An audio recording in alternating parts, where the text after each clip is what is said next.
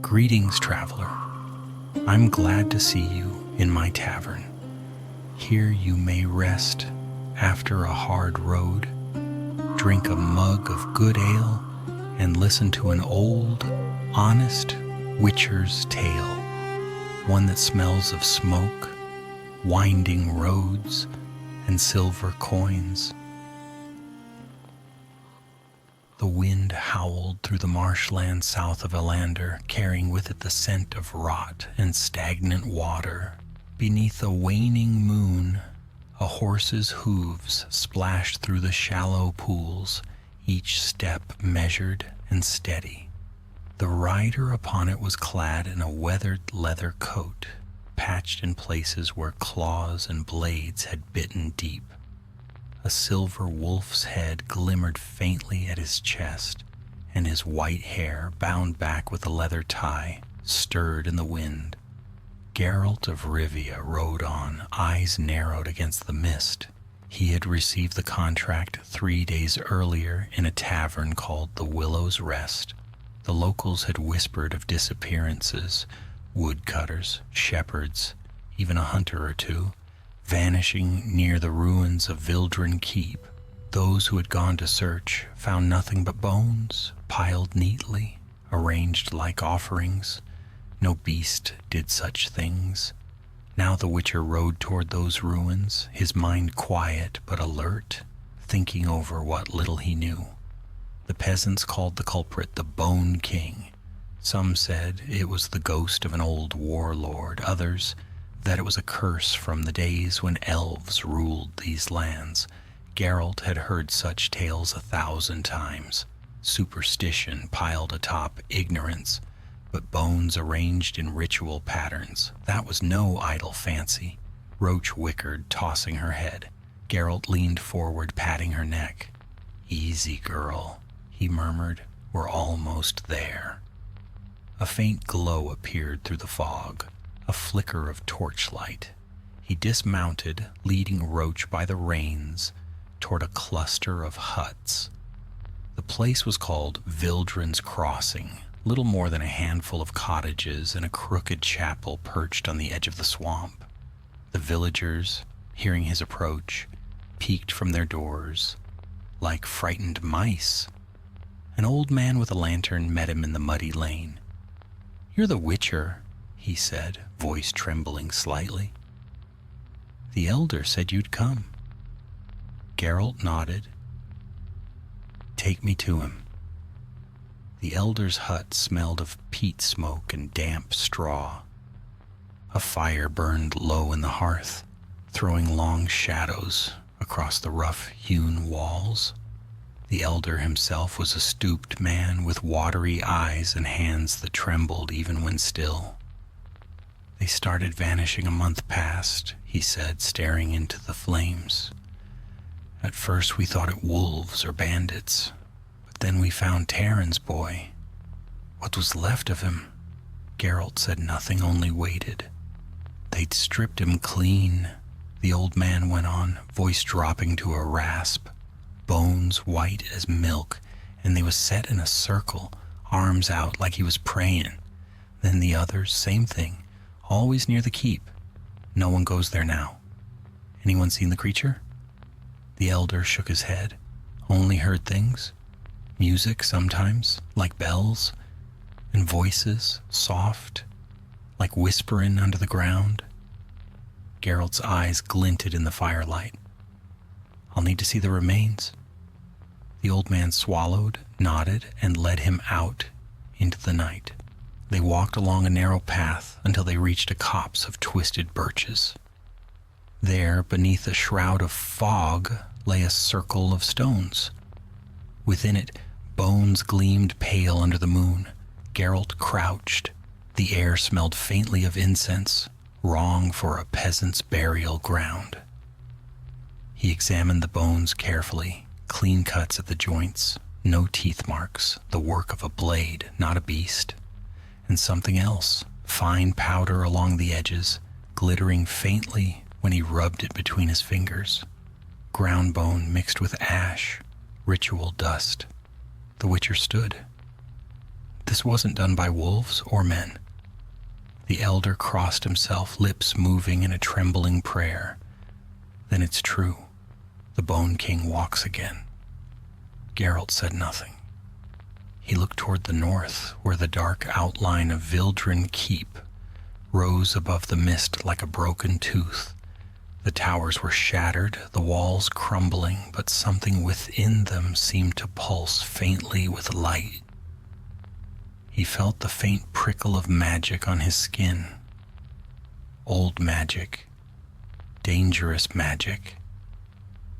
By dawn, he had taken a room in the chapel. The priest, a nervous young man named Orin, offered him food and a place to rest. Geralt declined the bread but accepted the wine. As he sat in the pews, sharpening his swords by candlelight, Orin spoke in hushed tones. "They say the keep was cursed when the elves fell," the priest murmured.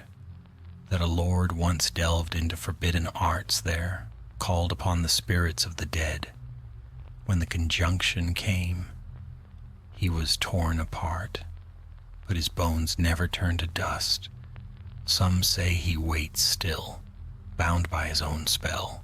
Geralt tested the edge of his silver blade, eyes half-lidded, and the villagers named him the Bone King. Orin nodded. "Aye, but there's one more thing.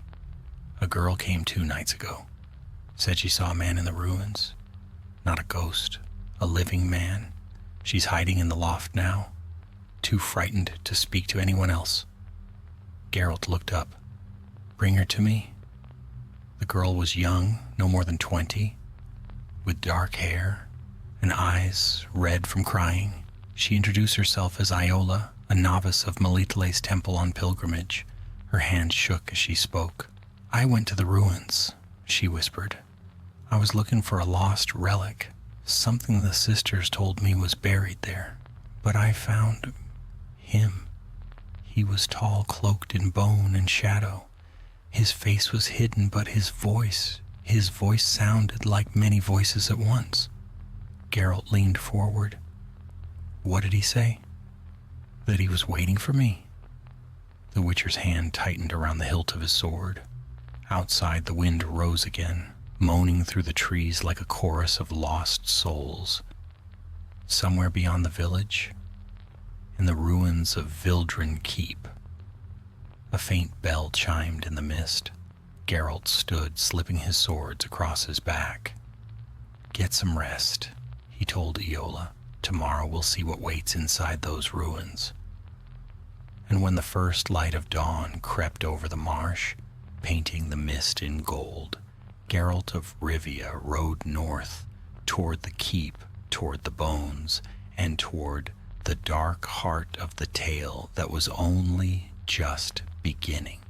The road to Vildren Keep wound through marsh and stone, vanishing beneath fog that clung to the ground like a living thing. Geralt rode in silence, the steady rhythm of roaches' hooves muffled by the wet earth. Crows followed in the distance, black wings flashing in the pale dawn. They circled the ruined towers that loomed ahead, skeletal remains of a fortress long dead. He dismounted at the base of a crumbling archway. Moss had devoured the stones, and ivy crawled up the remnants of banners whose colors time had stolen. A broken portcullis hung crooked in its frame. Beyond, the courtyard yawned wide and empty. Geralt muttered a word and cast the sign of Ard. A faint shock wave rippled through the air, scattering mist. Nothing moved. No sound but the faint dripping of water from the keep's blackened walls.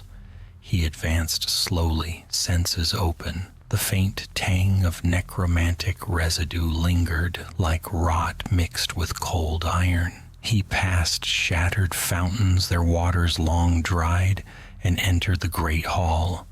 Once it might have been magnificent.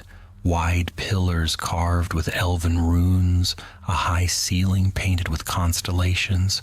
Now all lay in ruin. The stars had flaked away, the runes cracked and dim, but the bones remained, hundreds of them scattered across the marble floor, human, elven, dwarven, tangled together in grotesque mockery of a feast.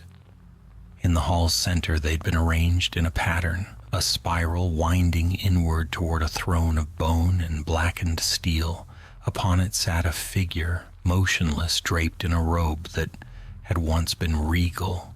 Its crown was a circlet of fused ribs. Its fingers were claws of ivory. Empty sockets stared out from beneath a shadowed hood. Geralt drew his silver sword, its edge whispering like ice. "I know you're awake," he said softly. "No use pretending." For a moment, only silence answered. Then a voice drifted from the figure, not one voice, but many, layered like echoes in a tomb. "White Wolf," it said, "I remember you." Geralt's grip tightened. "You shouldn't. We've never met." The thing tilted its head. "All who walk the path of blood and binding are kin to me. You smell of death, Witcher. You've slain the cursed and the pure alike. You wear both fates upon your blade." "Let's skip the sermon," Geralt said coldly. "You've been killing villagers, arranging their bones. Why?" "They are offerings," murmured the Bone King, "a pattern drawn to wake what sleeps beneath. The heart of morn stirs again. Soon the veil will part, and I shall walk this world as flesh once more." Geralt took a cautious step closer. The air shimmered faintly around the throne, magical wards, old and dangerous. "You're a necromancer," he said. "An elf once, by the look of this hall. What's left of you now is a curse wearing skin." The Bone King laughed, and the sound was like breaking glass. "Once I was Eridan, servant of the hunt. I turned from them when the gates closed, when the world was swallowed by chaos. I sought to remake life from death, but the price was high. My bones became my chains." "You should have stayed dead." The hall trembled. From the shadows, shapes began to rise. Skeletal warriors, their armor fused to their bones, eyes burning with pale light. Geralt muttered another sign. A burst of flame from Igni rolled across the floor, scattering the first wave, but more kept coming. He fought without hesitation. Silver flashed, limbs shattered, skulls rolled, the air filled with the hiss of steel and the stench of dust and burning marrow. He moved like a storm, precise, relentless. When the last skeleton fell, Geralt stood amid a heap of broken bones, breathing slow and steady. He looked back to the throne, but it was empty. The Bone King had vanished. A whisper drifted through the hall. "We shall speak again, White Wolf, when the heart beats once more." Then silence. Geralt sheathed his sword and scanned the walls. The spiral pattern of bones was more than decoration. It was a glyph, an ancient sigil of summoning, but incomplete. He knelt, tracing the lines. 3 missing pieces, 3 offerings yet to come. He left the keep at dusk, the last rays of light dying behind the hills. On the path he found footprints, small, human, bare. They led away from the ruins toward the forest. Iola. He followed swiftly. The tracks led to a clearing where an old shrine stood half buried in moss. Iola knelt before it, clutching a small crystal that pulsed faintly with inner light.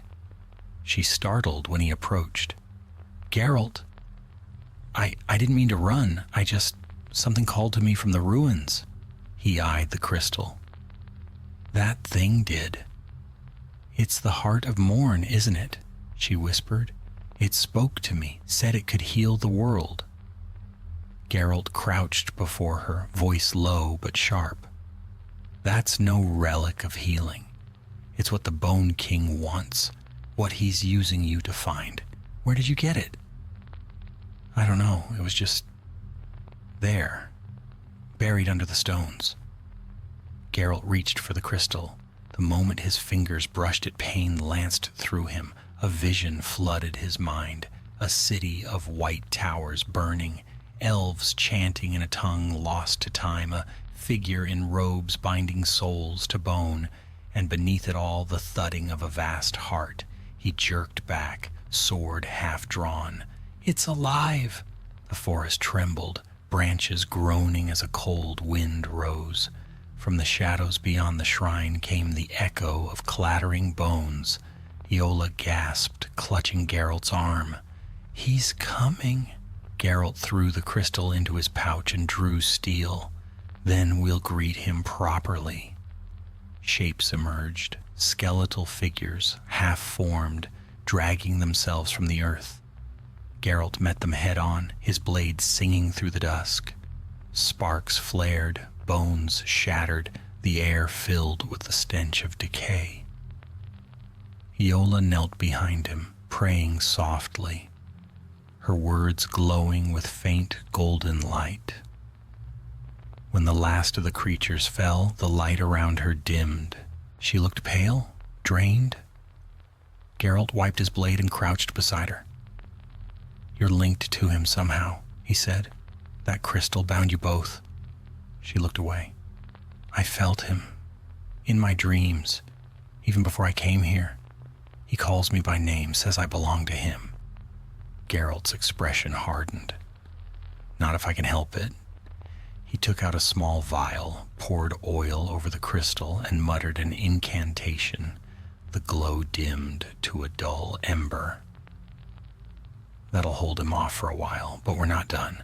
Tomorrow we find where this thing came from and destroy it."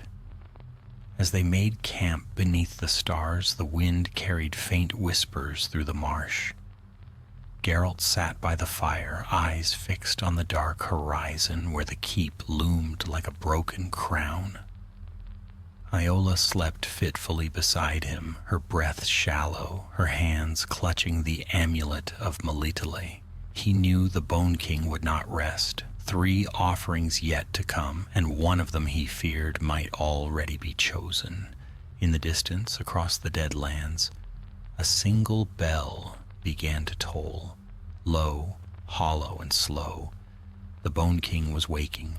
The night deepened, the fire crackled low, and the marsh whispered with unseen things.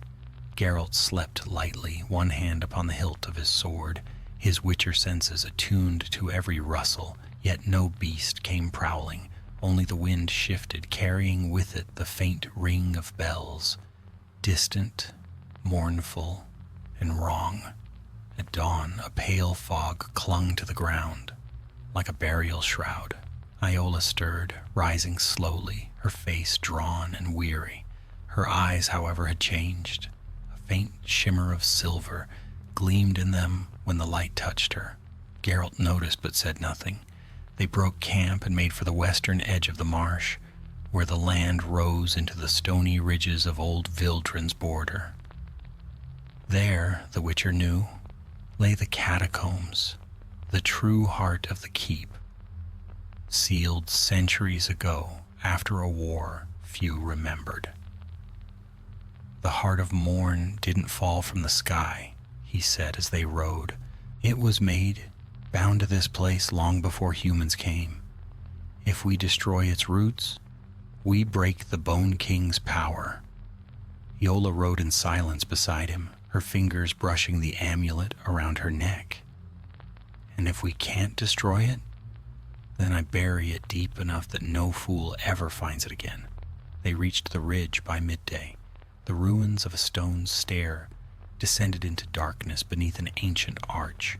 Faded elven script lined the entrance, its meaning half lost, but Geralt caught fragments. "Gate of morn, keepers of bone, flesh shall feed the seed of eternity." He muttered, "Charming." He lit a torch and stepped inside, the air growing colder with every descent. The walls were slick with damp, carved with reliefs of elves, kneeling before a crowned figure whose face was hidden by a veil of bone. The imagery was unmistakable. The Bone King, Iola whispered. He wasn't cursed. He was worshipped. Geralt nodded grimly. A god of death, or one who wanted to be. Deeper they went until the torchlight flickered across an iron door crusted with rust and sigils. Geralt pressed a hand to it. Magic thrummed beneath his palm, protective, old, but fraying with time. He traced a sign in the air, whispered a word, and the seal cracked with a hiss like escaping breath. Beyond lay a vast chamber, its ceiling lost to shadow. In its center rose a stone altar upon which rested a black sarcophagus carved with elven runes. Around it lay bones, hundreds, perhaps thousands, arranged in perfect circles. Iola gasped softly. This is where he was bound. Geralt approached, torchlight glinting off the sarcophagus. Bound, not buried. He brushed dust from the runes. Eredin, keeper of the gate, slayer of kin, master of the pale path. He straightened. Definitely him. A faint pulse echoed through the floor, slow, steady, like a heartbeat. The Witcher stiffened. Move back. The ground trembled. The bones shifted, rattling faintly. Then a voice filled the chamber, soft and cold. You bring me what was lost. The torch flickered violently, nearly dying. From the far side of the room, shadows thickened into form. The Bone King, rising from the gloom, his crown gleaming faintly in the dark. Geralt's sword was in his hand before the creature had fully appeared. You've been busy. Always, came the answer. Each death a note in the song of return, each bone a promise unbroken. The Bone King's gaze fell upon Iola, and now the vessel stands before me, the last thread of blood from when I still breathed. Iola froze. What do you mean? You were born of my line, the Bone King whispered. The last ember of my soul, carried through ages. You shall return what was taken. Geralt stepped between them, his tone sharp as steel. Over my dead body. That can be arranged. The chamber erupted in motion. Bones rose like a tide, forming walls, arms, faces. Geralt swung his sword in wide arcs, shattering skulls and ribs alike. Iola dropped to her knees, clutching her amulet, praying under her breath.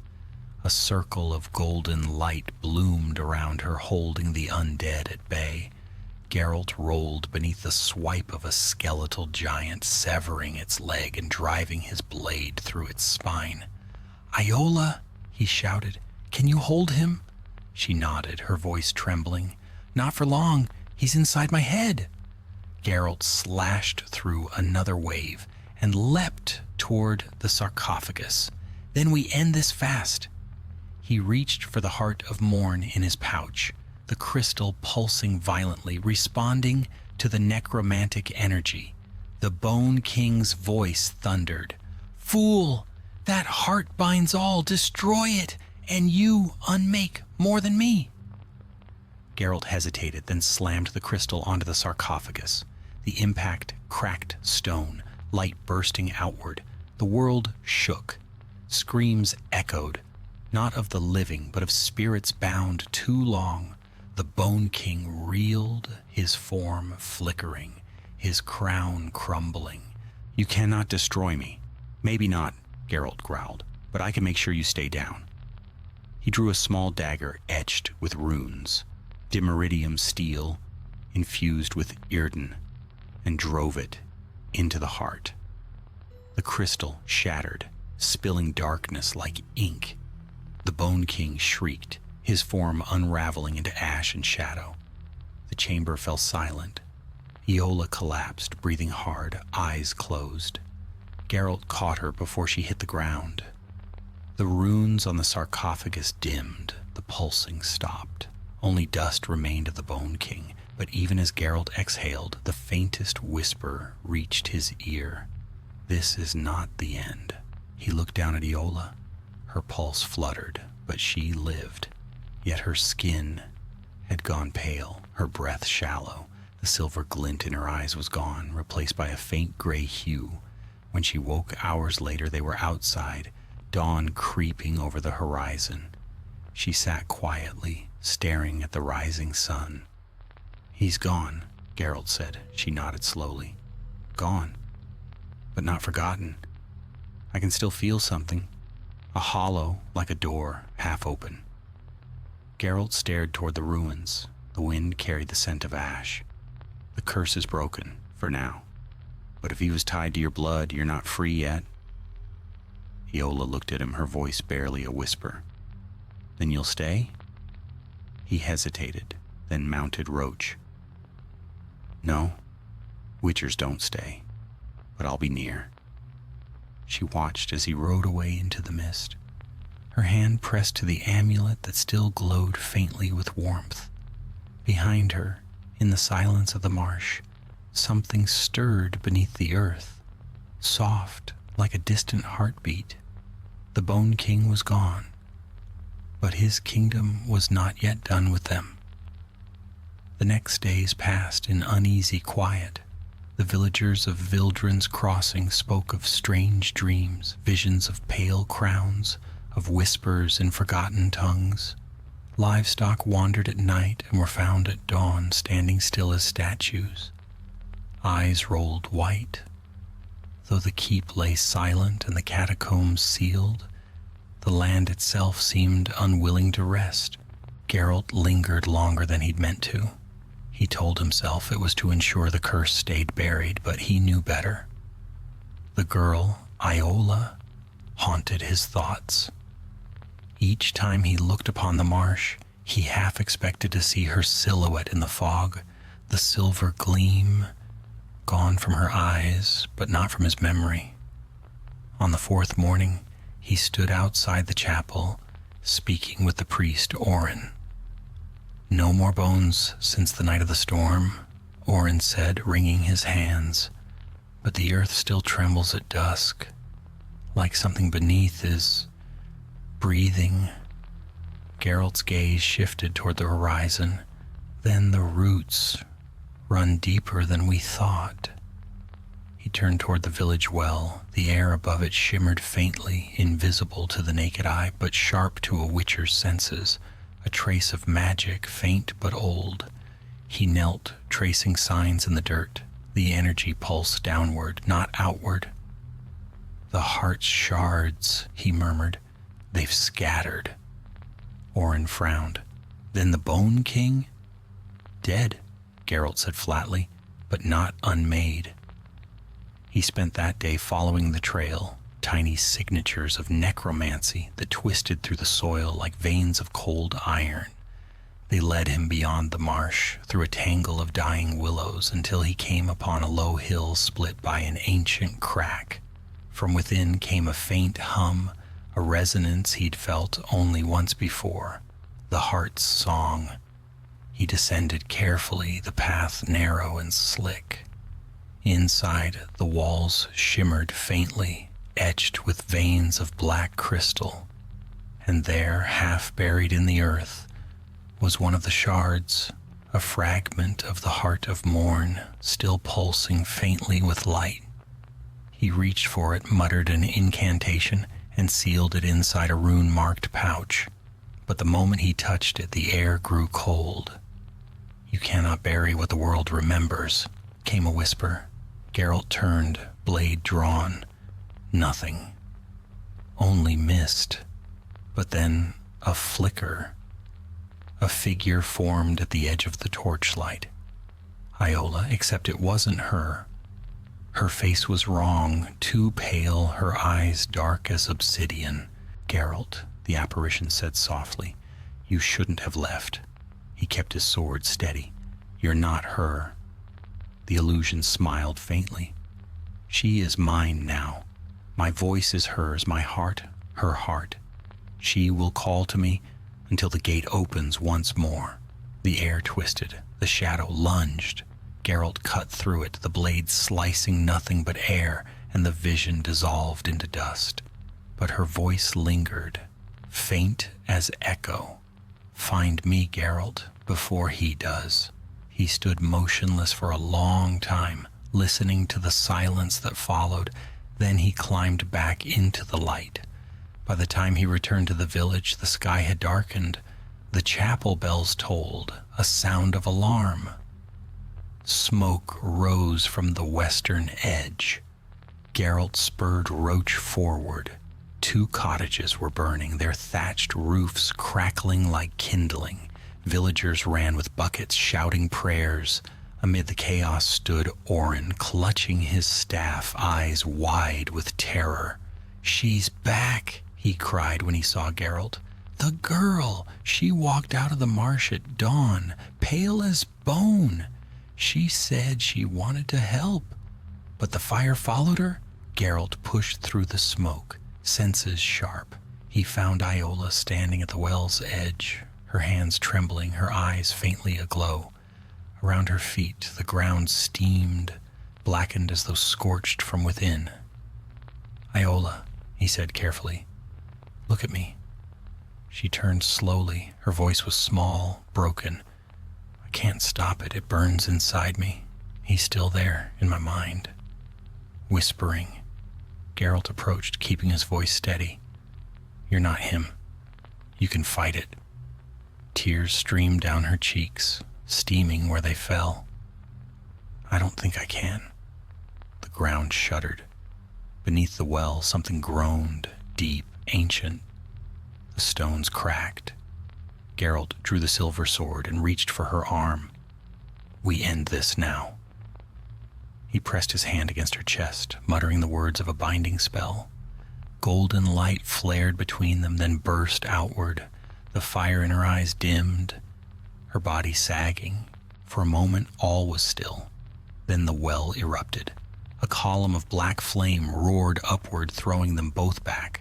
From the heart of the fire rose a shape, tall, skeletal, crowned with ash, the Bone King, reborn. "Did you think death so simple?" the creature hissed. "My flesh was dust, but my heart lived, in her, through her." Geralt stood, jaw set. "Then I'll free her from you the hard way." The battle that followed was like none he had fought before. The Bone King no longer needed soldiers. He wielded the land itself. Roots burst from the ground, twisting like serpents. Fire poured from the cracks in the earth. Geralt danced through it all, silver flashing, Igni bursting from his palm. "Iola," he shouted over the roar, "fight him!" She lay on the ground, convulsing, light flickering in her chest. Then with a cry that shook the air, she pressed her hands to the earth. "No more!" Light exploded outward, brighter than the sun. The Bone King screamed, his form unraveling once more, and this time the sound was final, a death cry torn from the very marrow of the world. When the light faded, silence fell. Smoke drifted over the ruins of the well.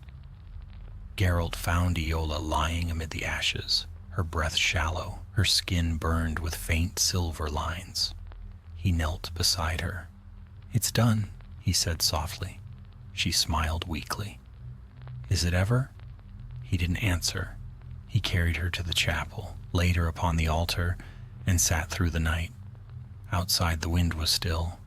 The marsh had grown quiet at last. At dawn she stirred. Her voice was barely a whisper.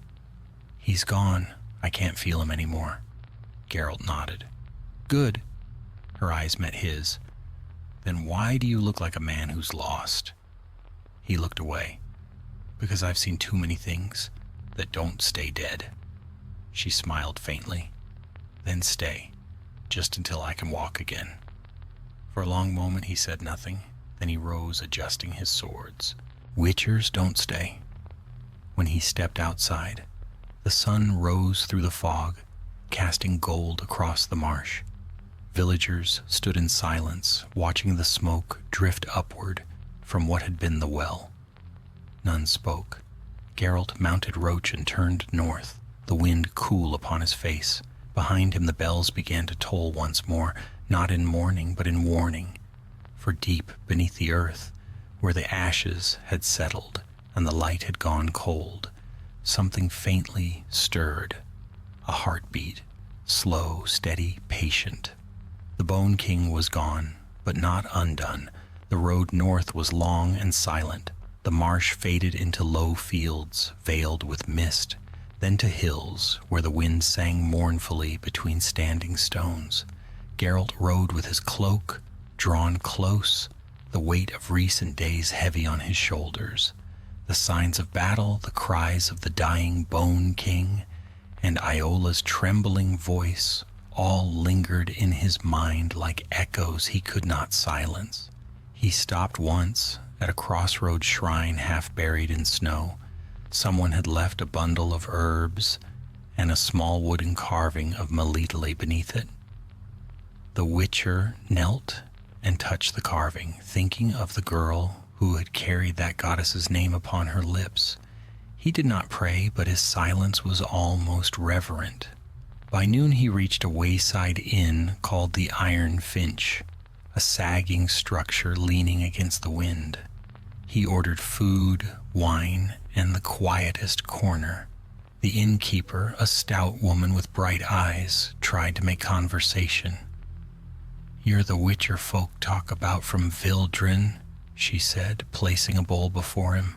"They say you burned the King of Bones to ash." Geralt looked up, his gaze calm and unreadable. "They say much, only half of it true." She hesitated. "And the girl, the priestess?" He said nothing, only returned to his meal. She took the hint and left him in peace. Outside, the wind rose again, rattling the shutters. A group of travelers huddled by the hearth, merchants judging by their cloaks, speaking in low tones. Geralt caught fragments of their words. Ruined villages, haunted roads, bodies without faces. He frowned slightly and shifted closer. "Where?" he asked. One of the merchants, a thin man with ink-stained fingers, started at the sound of his voice. "Near Dol Varan, Witcher, east of here. The Baron sent men to clear the trade route, but none returned. Only bones, stripped clean. And there's talk of music in the night. Bells, they say." Geralt's jaw tightened. Bells again, always bells. He finished his wine, tossed a coin on the table, and rose. "Keep your doors bolted at night." The merchant blinked. "You think it's the same creature?" Geralt's eyes met his. "I think something unfinished doesn't stay buried long." He rode east that same evening. The moon rose behind him, pale and swollen. Snow fell lightly, settling on his cloak and in Roach's mane. The road wound through silent woods, every branch glistening with frost. For a time the world was still, only the crunch of hooves and the faint cry of an owl. Then the bells began again, soft at first like distant chimes, then louder, an eerie music drifting between the trees. Roach shied, snorting.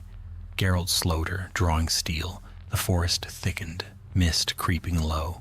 Shapes moved among the trees. He saw bones gleam white in the moonlight, skulls, spines, ribs, floating as if carried by invisible hands. They turned toward him, clattering softly, and arranged themselves in rows. Geralt raised his sword.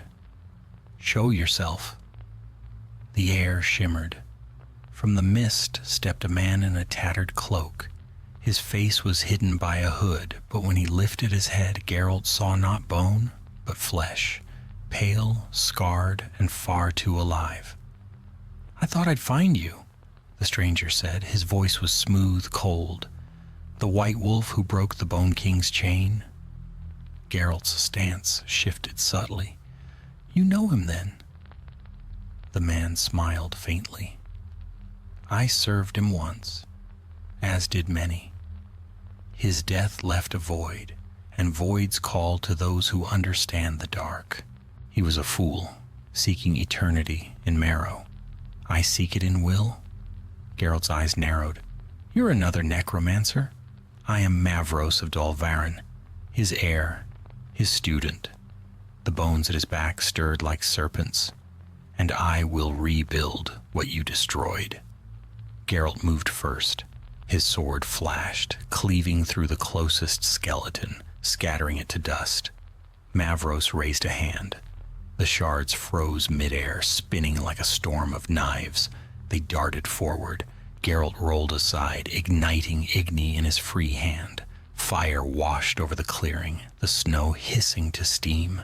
Mavros laughed, the sound like a hiss of iron on ice. "Fire cannot burn what is already dead." "Then let's see how you feel about silver." Geralt lunged. The sword struck true, but met resistance. Mavros caught the blade with his bare hand. Smoke rose where silver touched skin, but he did not flinch. His eyes glowed pale green.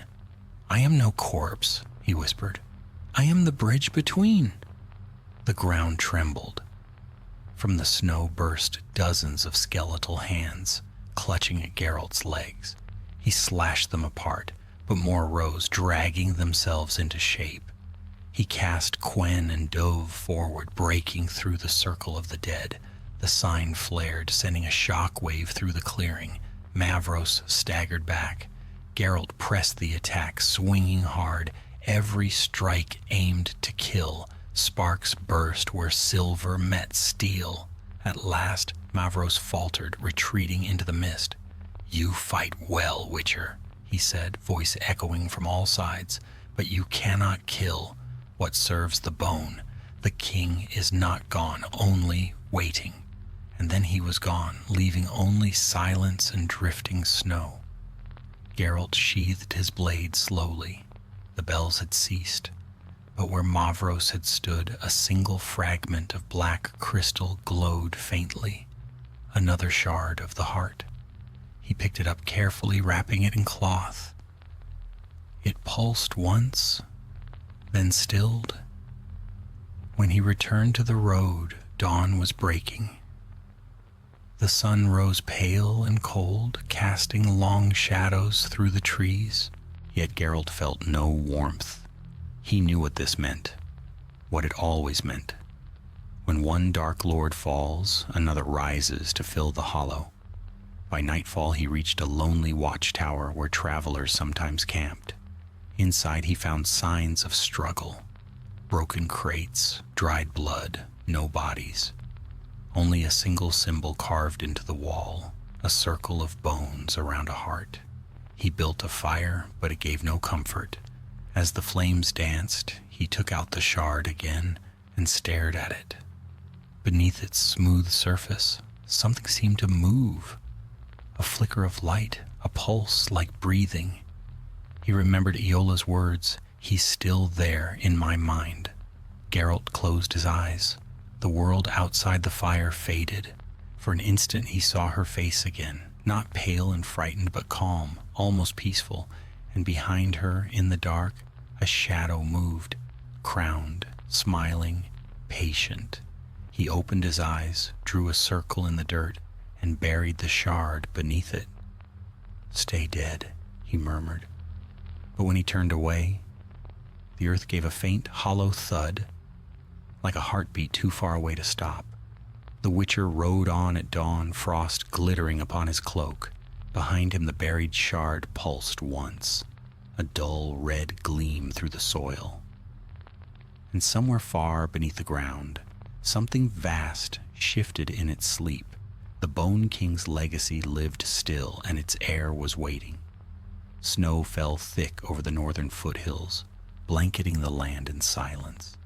Each flake spun lazily in the gray light, whispering down over pine and stone. Geralt rode through it without haste, Roach's breath misting in the cold. His cloak was rimed with frost, his mind set on the next village, a place called Dunwatch, marked on no map, spoken of only by travelers in frightened tones. It was there, they said, that the necromancer Mavros had last been seen. The Witcher's path took him through a forest of old trees that leaned inward like eavesdropping giants. Every branch drooped under ice, Every sound seemed swallowed by snow. Then faintly, through the hush, he heard it again, the soft ringing of bells. He stopped Roach, listening. The chime was slow and measured like a tolling heart. He dismounted, hand resting on his sword, and followed the sound. It led him to a clearing where an ancient oak rose from the center, gnarled and immense. At its roots stood a shrine, broken, blackened, and surrounded by bones. Geralt crouched, brushing away snow. Beneath the frost he found markings carved into the wood, elven runes, faded but clear enough for him to read.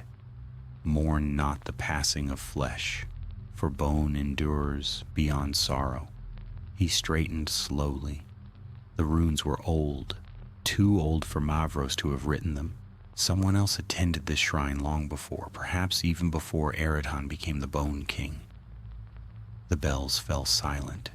In their place came the creak of wood, soft, deliberate. Geralt turned.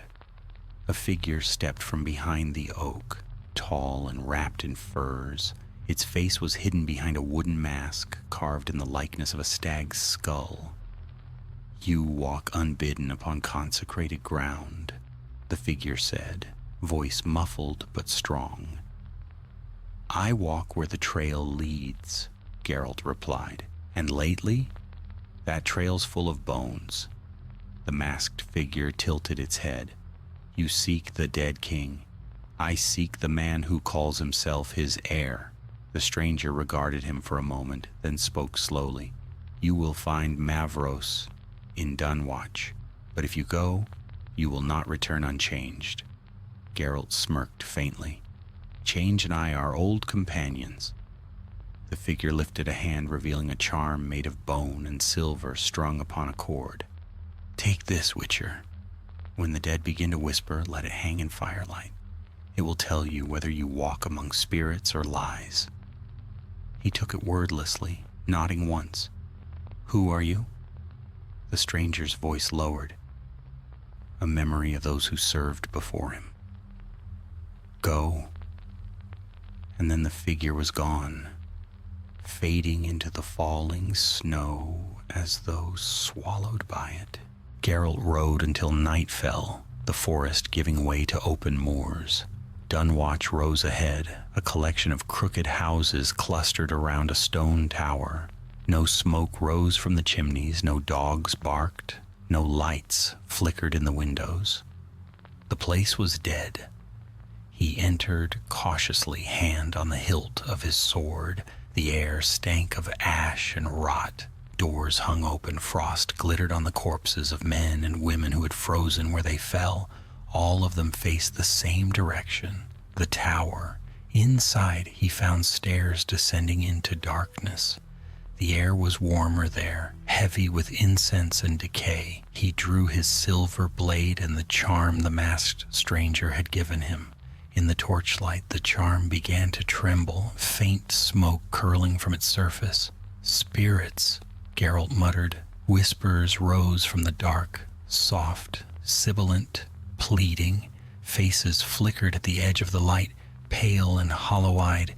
Each one mouthed the same word, "Free us." He advanced slowly.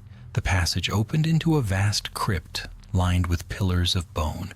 At its far end stood Mavros, arms outstretched, surrounded by a circle of runes carved into the stone floor. The necromancer's eyes burned green, his voice low and steady as he chanted. Geralt's arrival did not surprise him. "I knew you would come," Mavros said, turning. "You and I are bound by the same hand now, the king's hand." Geralt's expression was hard. "You mistake me for one of your kind?" "Not yet," Mavros said, smiling thinly. "But soon every blade that slays the curse drinks of their essence. You carry more of the dead in you than most graveyards."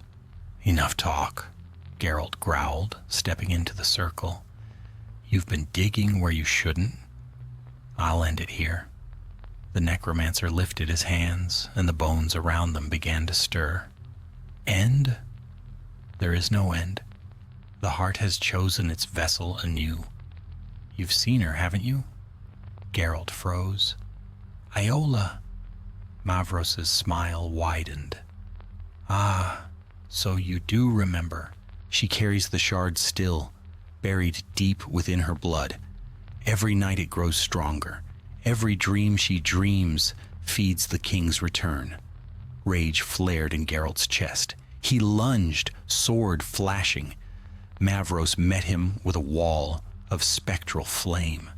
The blast hurled Geralt backward, slamming him against a pillar. Bones rained down around him. Fool! The necromancer hissed. You cannot kill what death has claimed. Geralt rose, bruised but unbroken. We'll see. He cast Igni with both hands. Fire roared through the crypt, washing over the bone columns. The runes flared, then split. Mavros staggered, screaming as the flames consumed his robes.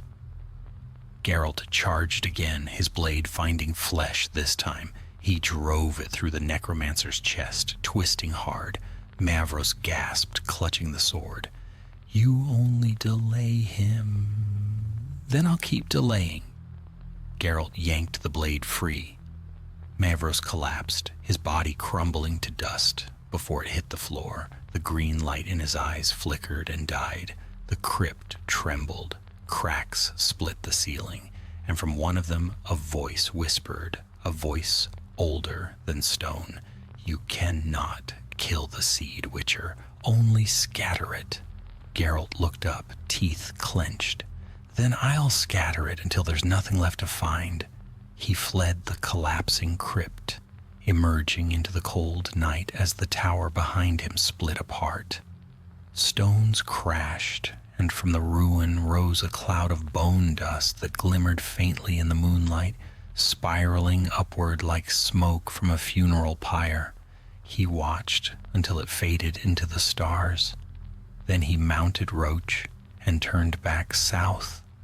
He had to find Iola before the Bone King's whisper reached her again.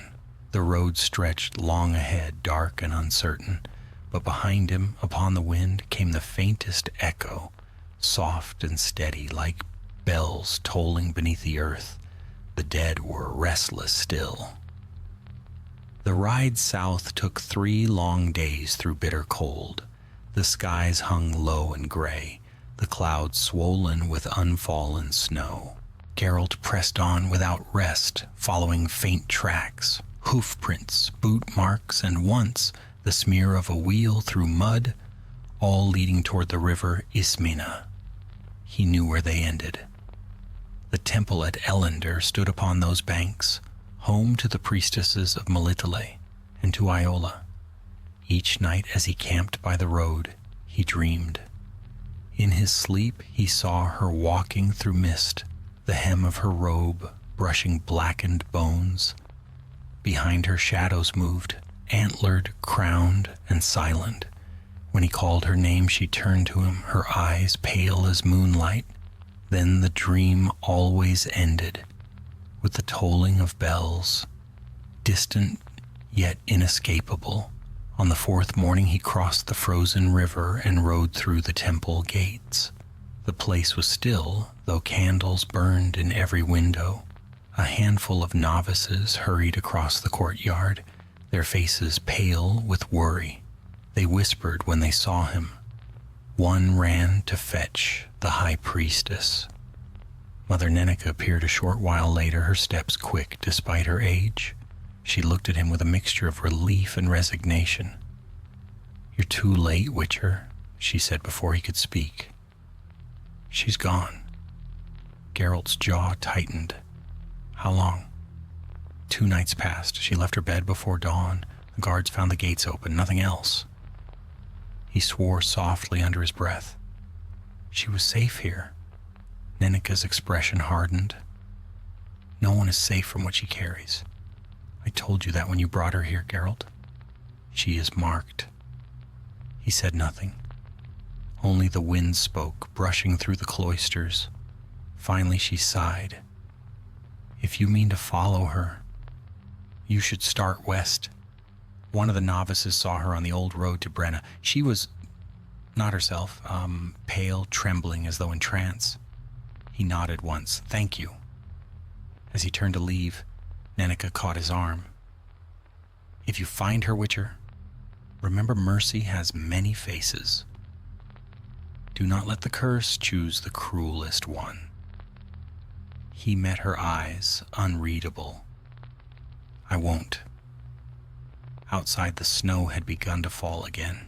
The wind carried with it a strange sound, distant, rhythmic, like a drum buried beneath the earth. Geralt mounted Roach and followed the western road. By dusk he reached the edge of the Brenna woods, an ancient tangle of oak and pine. The air here was colder, sharper. Somewhere among those trees he could feel it, the same magic that had haunted Vildren Keep. It pulsed faintly, a heartbeat beneath the frost. He dismounted tethered Roach and moved silently through the underbrush. The snow muffled his steps, the Witcher's senses guiding him deeper into the gloom. The trail was faint, footprints too light for a normal traveler, but he knew them. Iola's. After an hour he found her. She stood in a small clearing before a half-buried ruin, her cloak torn, hair matted with frost. In her hands, she held a fragment of black crystal, the same that had once pulsed in the Bone King's sarcophagus. It throbbed faintly, casting sickly light across her pale face. Iola, he said softly. She turned, slow and hesitant. Her voice was distant, hollow. He calls to me. I can't ignore him anymore. Geralt stepped closer, hand hovering near his sword, though he did not draw it. You don't have to listen. Her eyes glimmered faintly. You don't understand. He isn't gone. He's inside me. Every time I breathe, he whispers. He says he needs me, that he can make it stop. Geralt shook his head. He's lying. He wants a body again. And you're the vessel. Her grip on the shard tightened, and if I let him, maybe the dead will finally rest. He took another step, voice low. Or the world will burn, give it to me. For a moment she wavered, trembling. Then her face twisted with pain. The crystal flared. The ground shuddered, cracking open around the ruin. A wind rose, howling through the trees. And from the darkness below came a voice, deep, smooth, and terrible. Faithful child, it said, you have done well. Geralt drew steel. You never learn, do you? The air split. The Bone King emerged. Not flesh, not bone, but shadow given form. His crown burned white, his hollow eyes fixed on the Witcher. You cannot kill what is bound to your fate, the king said. You shattered my heart, White Wolf, yet here it beats again, in her. Iola cried out, clutching her chest. The light from the shard bled into her skin. Geralt cursed, casting a sign.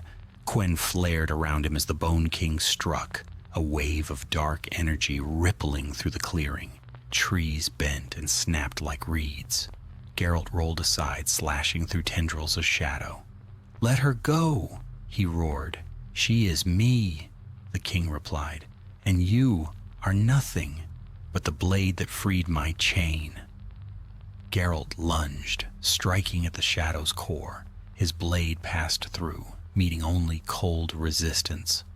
Pain surged through his arm. The silver hissed. The king laughed, the sound like bones grinding together. Iola's scream cut through the storm. She fell to her knees, blood on her lips, eyes glowing white.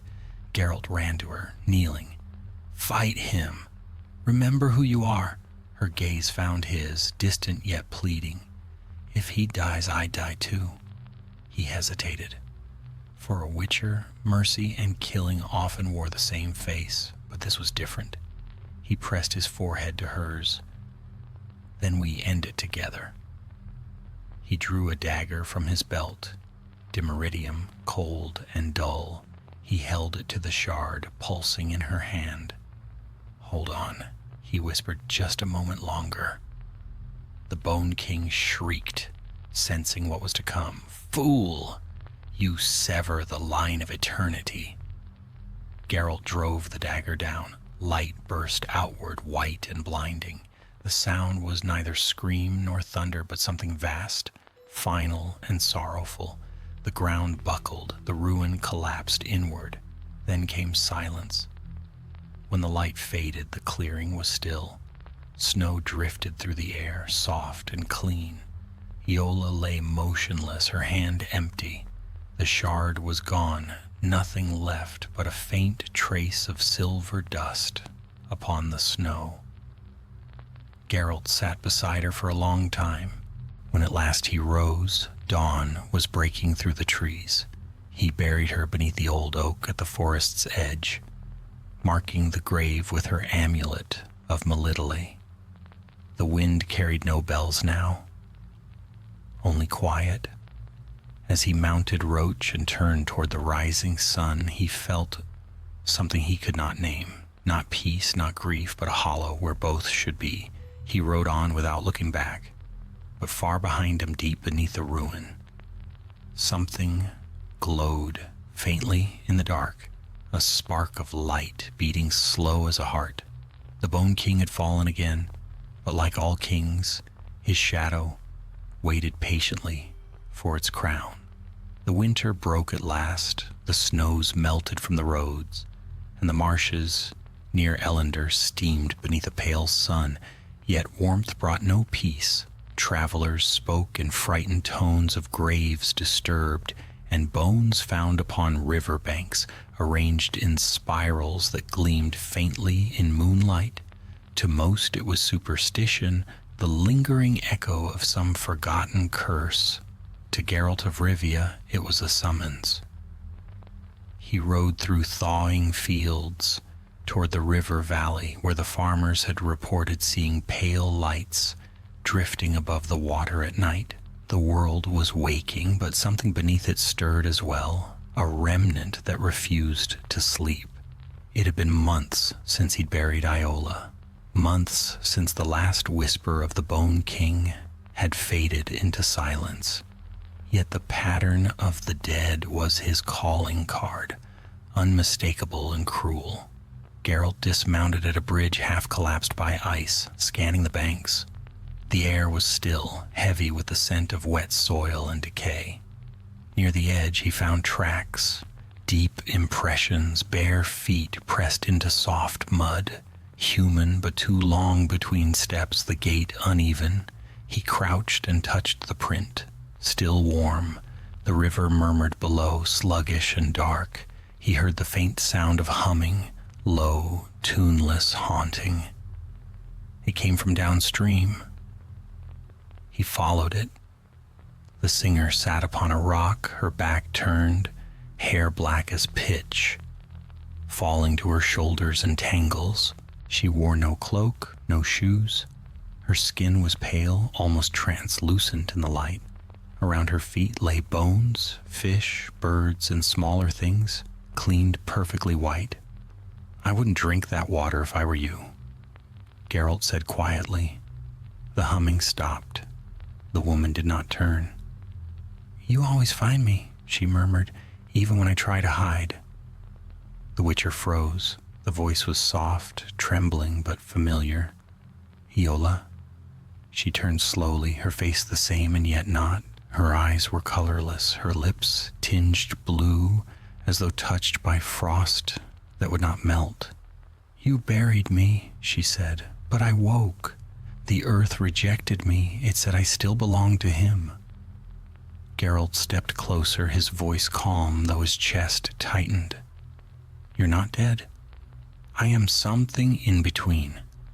Her gaze drifted to the water. He whispers still. Not words now, just presence, a shadow beneath the world. Geralt studied her carefully. No breath steamed in the air before her lips. Her pulse, when he reached for it, was faint, more echo than life. "You should have stayed in the ground." Her expression was sorrow, not anger. "You think I wanted this? The shard you broke. It didn't vanish. It sank into me. I carry it still." He swore softly. "Then he'll come for you again." She nodded once. "That's why I called you." "He's nearly awake, Geralt. Not whole, not strong, but enough to reach through me. And when he rises, he'll raise more than bones. He'll raise what lies under the marsh itself." The Witcher looked toward the river. The water had grown still, unnaturally so. Beneath its surface, shapes moved, shadows twisting like smoke. "How long?" he asked. "Before nightfall." He drew his sword. "Then we stop him before he breathes again." They followed the river to its source, where the water spilled from a cavern in the hillside. Mist curled from the opening like breath. Inside, the air was damp and old, filled with the stench of decay and iron. Bones lined the tunnel walls, fused into the stone, their hollow eyes watching as they passed. Iola's steps faltered. "He sleeps here." "I can feel it," Geralt said. The vibration beneath his boots was steady, rhythmic, the heartbeat of something buried. They reached a wide chamber, its roof lost in darkness. In the center rose a mound of blackened bones shaped like a throne, and seated upon it was the king. Not shadow now, not ghost. Flesh had begun to return. Patches of pale skin stretched across bone, threads of sinew knitting where none should. The crown still gleamed, its points of ivory piercing the dim light. Geralt lifted his sword. "I should have burned every piece of you." The Bone King's voice was soft, almost human. "And yet you did not. You buried your guilt with the girl, and thought that was enough. She's not yours." The king smiled, hollow and cruel. "She is the vessel I made. Through her I learned the beat of the living heart again. Through her I return." Iola gasped, clutching her chest. The shard's glow bled through her skin, pulsing brighter. Geralt grabbed her arm, but she shook free. "It's the only way, Geralt. If he takes me, he can't take the world." "No!" His voice was sharp. "I didn't save you just to watch you die twice." The Bone King rose, the mound of bones shifting beneath him like waves. "You cannot fight what death desires." "Maybe not," Geralt said, "but I can make it choke on its meal." He hurled a bomb, a sphere of magnesium and saltpeter. It burst in blinding light, searing the chamber. The king screamed, flesh sizzling away. Geralt lunged, silver blade cleaving through ribs and spine. The king staggered, but the cut mended instantly, bone fusing where silver had split it. "Futile," he hissed. "You kill what cannot die." Then Iola's voice rose behind him, not in prayer, but in chant. Words older than the common speech, older than elves. Her eyes shone white, the shard burning through her palm. The king turned toward her, realization dawning. "No!" But it was too late. The light erupted, flooding the chamber, reaching every bone, every corner. The mound began to collapse, bones turning to dust. The king's scream shook the cavern. When the light faded, silence fell. The mound was gone. The king's throne lay shattered, his crown cracked and blackened. Iola stood swaying, her skin color returning slowly, faint warmth in her cheeks. Geralt caught her as she fell. "It's over," she smiled weakly. "For now." He looked around. The bones that had lined the walls were crumbling, falling into ash. "No," he said quietly. "For good." They left the cavern as dawn crept across the valley. The river ran clear again, no longer thick with shadow. By the time they reached the bridge, the sun was high, and the frost was melting into rivulets that shimmered like silver threads. Iola leaned against him, weary but alive. "Where will you go now?" Geralt looked to the horizon. wherever the next grave refuses to stay closed. And me? He glanced at her. That depends. You plan to keep dying in my path? Her smile was faint, tired, but real. No promises. They rode together toward Elander, the sound of the river soft behind them. For the first time in months, Geralt felt the weight of his swords lighten, just slightly. But far away beneath leagues of earth where no light reached, a single fragment of bone remained untouched by the cleansing light. It pulsed once, faint but steady like a dying ember clinging to life. And in the hush between heartbeats, a whisper drifted through the dark. All kings return. Spring crept shyly across the continent. Buds unfurled upon blackened branches, and the snows gave way to streams that murmured softly through the ravines. Yet for all its gentleness, the season brought unease. From Cadwin to Temeria came reports of vanished travelers and of strange lights that drifted above barrows at night like will-o'-wisps. The people whispered that the Bone King's shadow had returned. Geralt of Rivia had no patience for rumor, but rumor had a habit of proving truer than he wished. He rode along a mountain road west of Haga, Roach's hooves striking sparks from the stone. The air smelled of pine and rain. The valley below stretched wide and green, a scatter of cottages between folds of forest. His destination lay beyond, the village of Hlodin, where miners had uncovered a burial vault. 3 men had gone in and none returned. Their fellows claimed to hear bells from beneath the earth. When he reached the mine entrance, the sky had darkened. Thunder rolled behind the peaks. A foreman waited by the tunnel mouth, a burly man with soot-streaked skin and eyes too wide for comfort. "They broke through yesterday," he said, rubbing his hands together. "Found a door made of stone, carved like a tomb. I told them to wait, but they went in anyway. Fool's courage." "Show me," Geralt said. The tunnel sloped deep, the air growing colder with each step. He lit a lantern. Its light glimmered against damp walls. After a time, the passage widened into a cavern. At its heart stood a slab of dark rock, etched with runes worn smooth by centuries. The Witcher knelt, brushing dirt from the carvings. Old words older than the elder speech. He could not read them, but he felt their weight, the same heavy pulse that had haunted him since the Bone King first stirred. "Step back," he told the foreman. He drew a sign. The rune flared, the air shivering as the ward cracked. The stone door groaned open, revealing a chamber beyond. Bones filled it, an entire army's worth piled from floor to ceiling. Swords, shields, fragments of armor lay among them, corroded and ancient, and at the far end, carved into the wall, a great sigil glowed faintly, the spiral of morn. Geralt cursed softly. Not again. He stepped forward.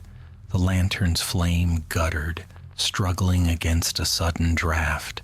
Then came the whisper, faint, soft, like breath against his ear. "You scattered my seed, but roots always find the dark."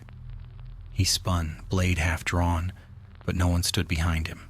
Only the foreman, trembling by the doorway. "What was that?" the man gasped. "Your mistake," Geralt said grimly. The bones stirred. A ripple passed through the heap, then another. Skulls rolled, limbs shifted. From the mound rose shapes, half-formed, spectral, their eyes hollow sockets of fire. Geralt moved fast, igniting Igni in a blazing arc. Fire swept through the chamber, charring bone and shadow alike. The creatures shrieked, but more climbed from the pile, countless as ants. He retreated toward the tunnel, slashing, parrying, burning. When at last he burst into the open air, dawn had broken and smoke trailed behind him. From the mine, the foreman stumbled after him, coughing. What were they? Old sins, Geralt replied, and they'll keep walking unless we seal that hole. They buried the entrance beneath rock and salt, the Witcher carving protective runes upon the stone. But even as he worked, he could feel it, the pulse beneath the earth, faint yet steady. The Bone King's power had found new soil. That night he camped upon the ridge. Rain pattered softly on the canvas. He drank sparingly, cleaned his blades, and watched the clouds crawl over the moon. The stillness unsettled him.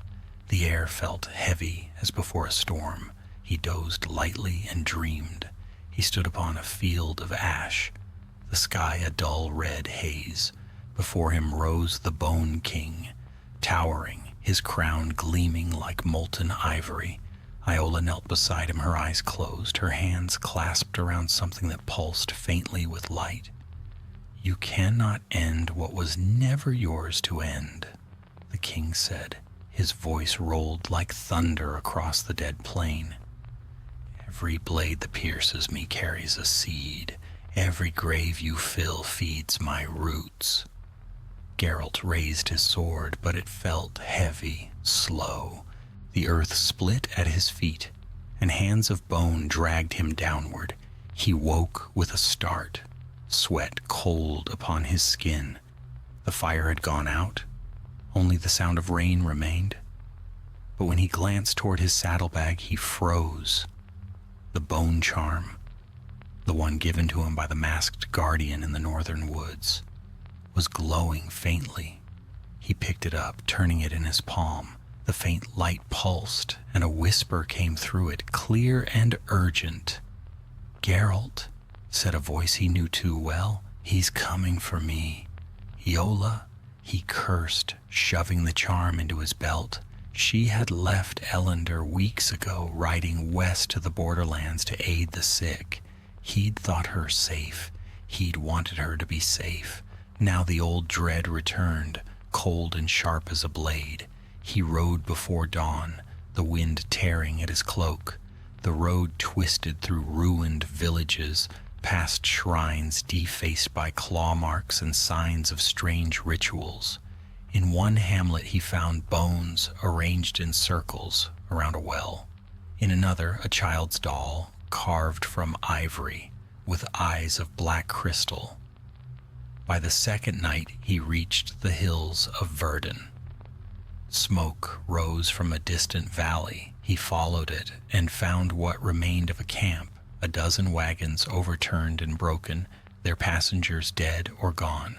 But among the ashes he saw footprints leading into the trees, small, light, barefoot.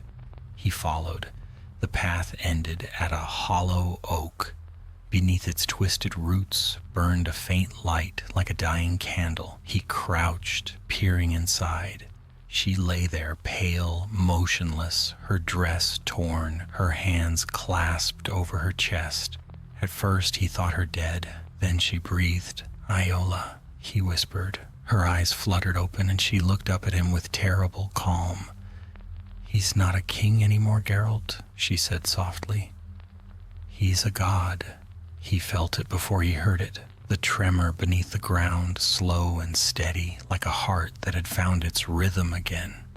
The soil split, roots coiling outward, each one bone white.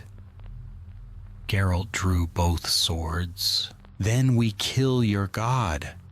Iola shook her head. "You can't kill what feeds on death. You can only choose where it ends." "Then I choose here." Lightning tore the sky. The earth heaved, and from the fissure rose the shape he dreaded to see again.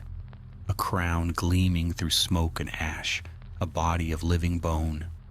The Bone King had returned, whole at last. His voice filled the night. "Witcher, you've hunted me through life and death. Now kneel." Geralt spat, raising his blades. "Not likely." They met in the storm's light, steel and shadow colliding. Sparks flew, the forest burned. Each strike split the air with thunder, and as they fought, Iola stood between them, whispering words older than men or elves, her voice rising like a hymn.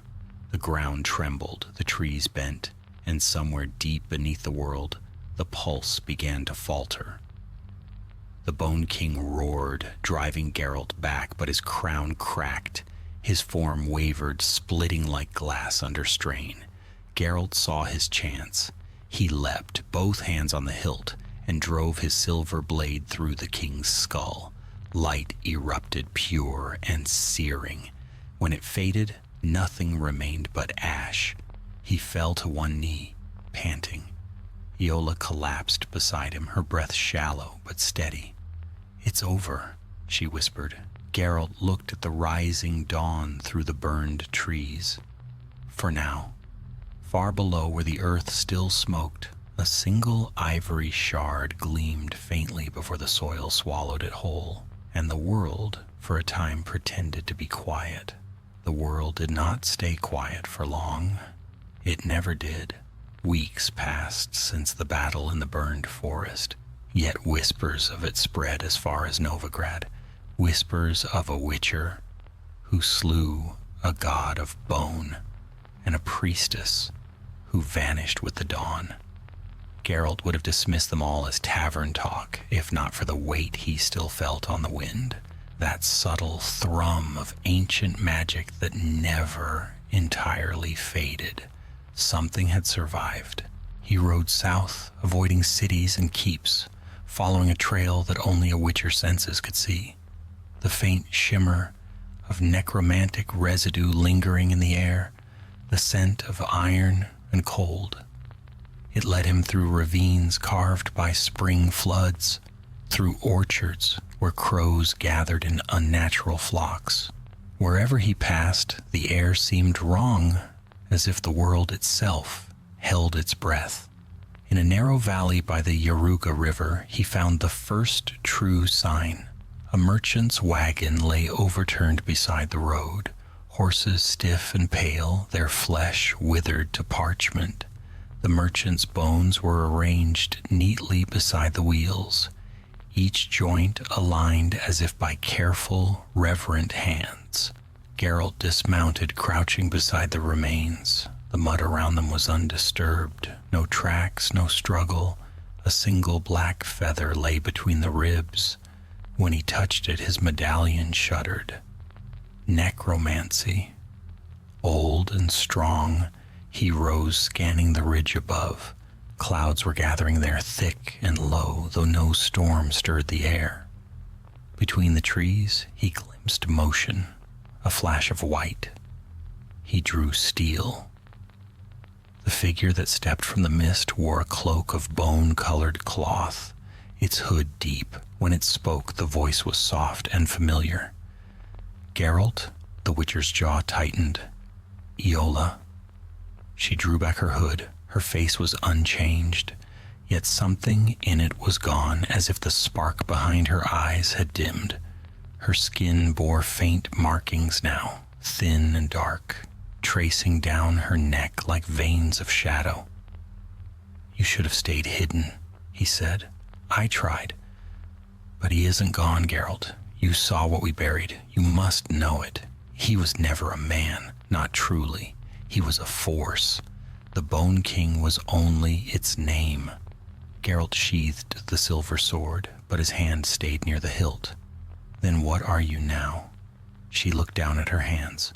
"What he made me to be. A bridge between life and what waits beyond it. You're carrying him again." Her smile was faint, bitter. Not carrying, containing, for now. A gust of wind tore through the valley. The crows above shrieked and scattered, circling in wild spirals. Iola flinched, clutching her head. Geralt reached her side just as she fell to her knees. The markings on her skin began to glow faintly. "He's waking," she gasped. "The shards you destroyed, they weren't all bound to him. They've been finding each other." "Where?" She pointed west, toward the mountains. "The old fortress at Hagenfell, the miners who vanished there. That was only the beginning." He helped her to her feet. Then we stop him there. No, she said, shaking her head. You stop him. I can't go near the shards again. They'll consume me before we reach the gate. Geralt's voice softened. You're not going to die again. You don't get to choose that, she said quietly. No one does. She pressed a hand to his chest, and for a moment he felt warmth. Real warmth, alive and fragile. If he rises, destroy what's left of me with him. Before he could answer, she turned and vanished into the mist, leaving behind only the faint toll of unseen bells. By nightfall, Geralt reached Hagenfell. The fortress clung to the cliffs like a broken crown, its towers black against the sky. Lightning flickered across the peaks, though no thunder followed. He dismounted, left Roach tethered among the pines, and climbed the steps leading to the gate. The doors hung open, the hinges rusted. Inside lay a courtyard buried in snow and silence. Old banners, gray with rot, hung from the walls, and beneath the flagstones he could hear it again, that heartbeat. The great hall beyond the courtyard was vast and hollow, its roof fallen long ago. In the center rose an altar of black stone, half buried in rubble. Upon it lay bones arranged in a perfect spiral, and within that spiral 3 shards of crystal burned like embers. Geralt unsheathed his silver sword. 3 shards, he murmured, 3 too many. As he approached, the air thickened.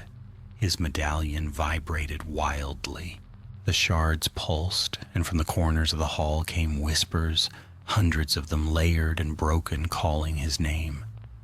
White Wolf, unmake us, free us. He slammed down a Yrden sign, the circle glowing bright around his boots. The voices faltered, but the crystals flared. From their light took shape a figure, tall, crowned, faceless. The Bone King's shadow stood before him once more. You cannot fight yourself, it said. The steel that killed me carries my blood. You are my heir now. Geralt raised his blade. I've no use for crowns. They clashed. Steel rang against shadow. Each strike sent tremors through the hall, shattering what remained of the roof. The shards spun around them, orbiting like stars, bleeding light into the stone. Geralt fought hard, but the king was faster, his form shifting like smoke. Every cut closed as soon as it opened. Then the shadow seized his wrist. Pain seared through him as the silver blade blackened, runes crawling along its edge. Your strength feeds me, the king hissed. As hers did, a cry echoed through the hall. Iola burst through the doorway, her hands blazing white. No! She threw herself into the circle, light streaming from her palms. The shadow recoiled, hissing. Geralt, seizing the moment, drove his blade through the king's heart. The impact shattered the shards, their light exploding outward in a storm of fire. When the brightness faded, the hall was in ruin. Ash drifted where the king had stood. The spiral on the floor was gone. Iola lay still beside the altar, her chest rising weakly. Geralt knelt, cradling her head. Her eyes opened, and he saw in them both exhaustion and peace. He's gone, she whispered, truly gone. He said nothing, only brushed a strand of hair from her face. I can feel it, she murmured. The silence, it's beautiful. And with that, her breath slowed, then stopped. He stayed with her until dawn. When the first light touched the mountains, he buried her among the wild flowers growing between the stones, marking the grave with a sword hilt, her charm of Melitele bound around it. When he rode away, the wind was gentle and the sky clear.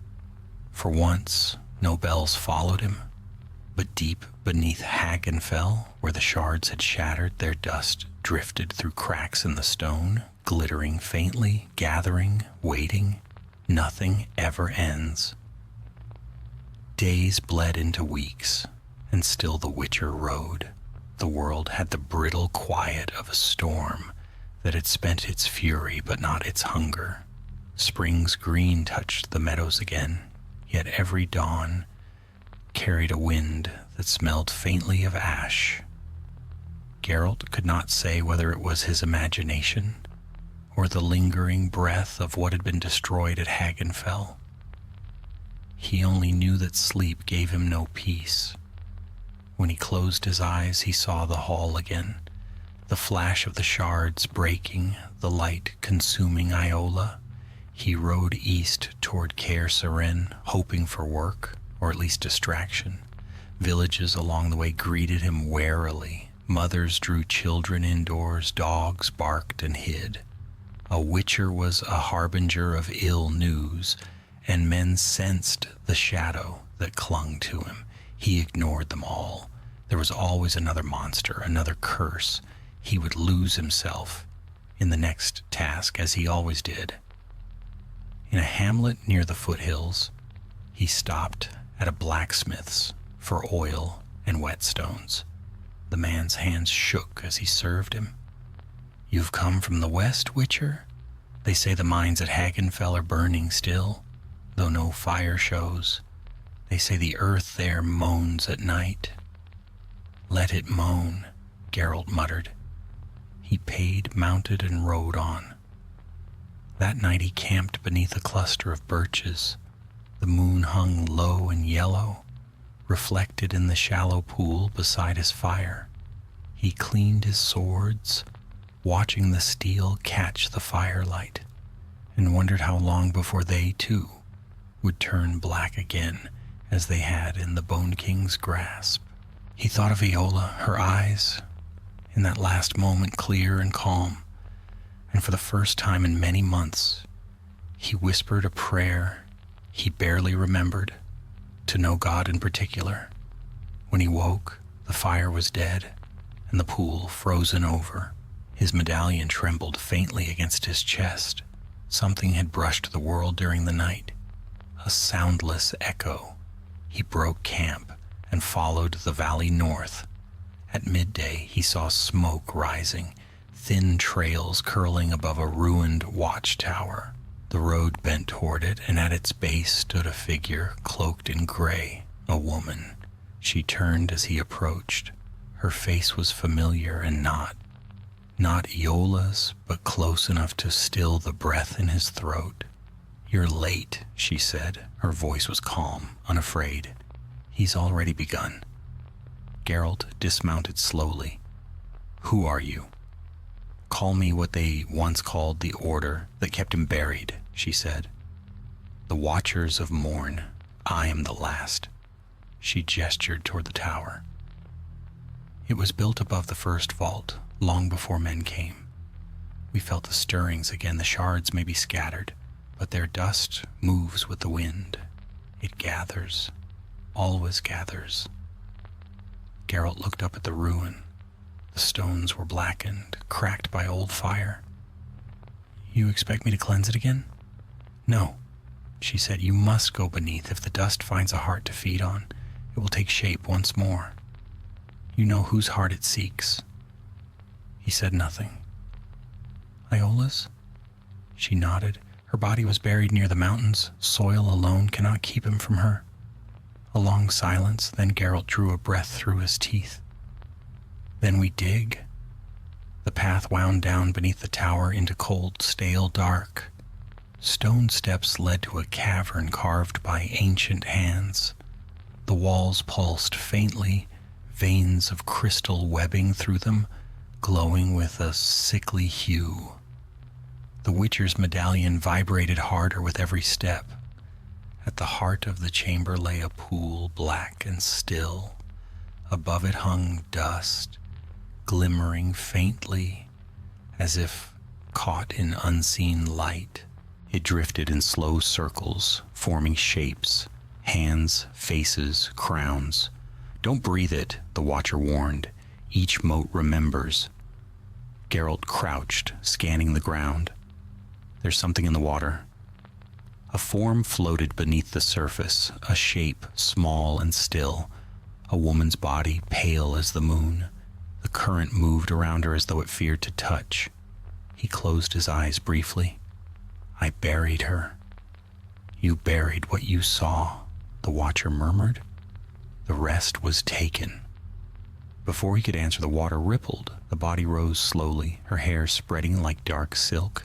Her eyes opened, white, empty, and her lips parted in a whisper. Geralt! He stepped back, sword in hand. No, you're not her. The corpse smiled faintly. He is gone, it said in Iola's voice, but I remain. I held him too long. Some of me became him, and some of him became me. You killed one. The other is what waits below. The dust above the pool swirled faster, drawn toward her. It clung to her skin, sinking into flesh. Her form began to change, bone gleaming beneath, eyes burning silver. Out! Geralt barked. Now! The Watcher turned to flee, but the entrance collapsed in a rain of stone.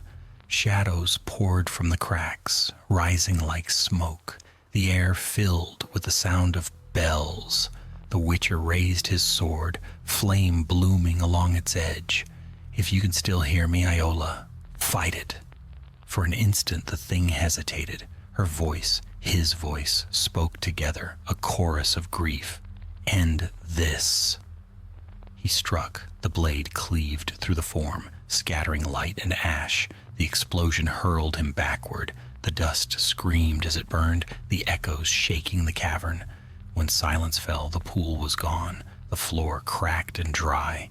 He knelt amid the ruin, breathing hard. The Watcher emerged from the shadows, her face pale with awe. You did it, she whispered. Geralt wiped blood from his mouth. No, I ended something. Not everything. They climbed out into the pale dawn. The tower had collapsed upon itself, leaving only shards of stone jutting from the earth like teeth. Wind swept across the valley, carrying the first scent of summer. The Watcher bowed her head. He is gone, Witcher. Rest easy. Geralt looked west toward the mountains where Iola's grave lay hidden. Rest, he said quietly. We'll see. He rode on as the sun rose, its light gilding the ruins behind him. For the first time in months, no tremor stirred beneath the earth. Yet as he passed the birches where he had once camped, a single black feather drifted down before him, landing upon the road. He lifted it, turned it in his fingers. It pulsed once, softly, like a heartbeat, then stilled. He tucked it into his cloak and kept riding, never looking back. The wind in the trees whispered faintly, almost like a sigh. Far beneath the ground where the pool had been, a thread of silver light wound through the stone, searching, patient. A voice too faint to hear, yet too stubborn to die, murmured into the dark. All kings return. Summer bled across the northlands, green and gold spilling over hills that had once lain frozen beneath the hand of winter. Villages rebuilt, crops rose, and the rivers ran clear once more. To the common folk, peace had returned. Yet to Geralt of Rivia, the peace felt hollow, as if the land only wore a mask, concealing a wound that had never healed. He had left Cadwyn behind, following faint rumors along the Pontar Valley, rumors of graves unburied by unseen hands, of old bones that gleamed in moonlight. No one said the Bone King's name aloud anymore, yet its echo traveled still, a whisper buried beneath every fearful prayer. Geralt rode through the long grass at dusk, the wind heavy with the scent of rain. Lightning flickered on the horizon, a pale, silent warning. Roach snorted, uneasy. He patted her neck. Easy, girl, just thunder. But it wasn't thunder that troubled her. He felt it too, that faint tremor in the air, like the shiver of a plucked string. Old magic. He followed it north toward the ruins of Eider Keep, where the valley narrowed into cliffs and the air grew unnaturally cold.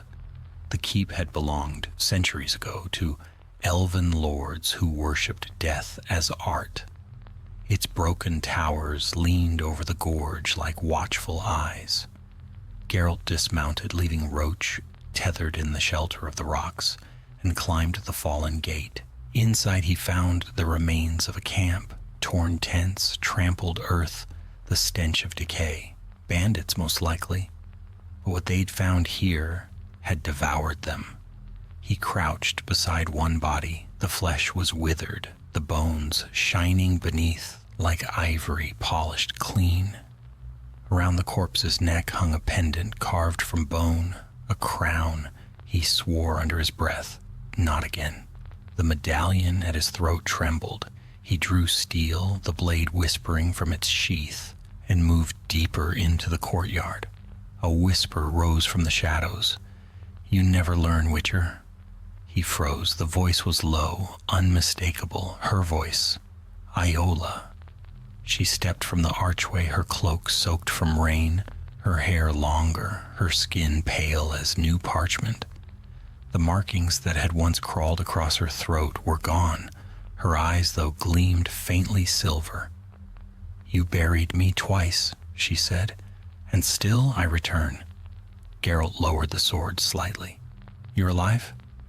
"Alive enough," she murmured. "He's gone, Geralt. The king, the shards, all ash, but I can feel what remains. It calls to me through the ground. It wants to rise again." He took a step closer.